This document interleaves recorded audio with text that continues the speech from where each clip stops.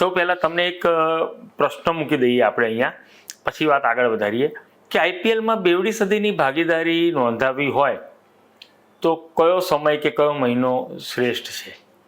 ચાલો એ વાત પછી આપણે કરીએ. પહેલાં એ કહું કે રવિવારે ગુજરાત ટાઇટન્સે દિલ્હી સામે 10 વિકેટે મેચ જીતી લીધી, જેમાં સાઈ સુદર્શન અને શુભમન ગિલ આ બંને બેવડી સદીની ભાગીદારી નોંધાવી, જેને કારણે ગુજરાત ટાઇટન્સનો 10 વિકેટે વિજય થયો અને ગુજરાતની ટીમ આઈપીએલના પ્લેઓફ માટે ક્વોલિફાય થઈ ગઈ.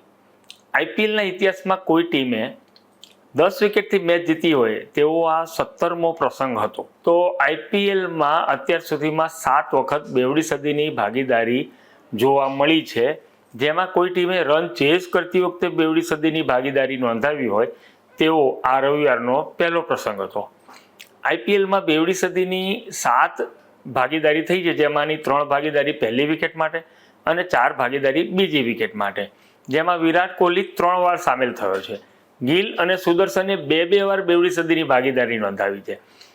કુલ જે 7 ભાગીદારી છે તેમાં મેં તમને અગાઉ જે પ્રશ્ન કર્યો હતો કે એના માટે શ્રેષ્ઠ સમય કયો, એ હવે કહીએ કે આઈપીએલની અત્યાર સુધીની 7 બેવડી સદીની ભાગીદારી ફક્ત ને ફક્ત મે મહિનામાં જ નોંધાઈ છે, અને મે મહિનામાં પણ 10મી થી 20મીની વચ્ચે મોટા ભાગની ભાગીદારીઓ નોંધાઈ છે.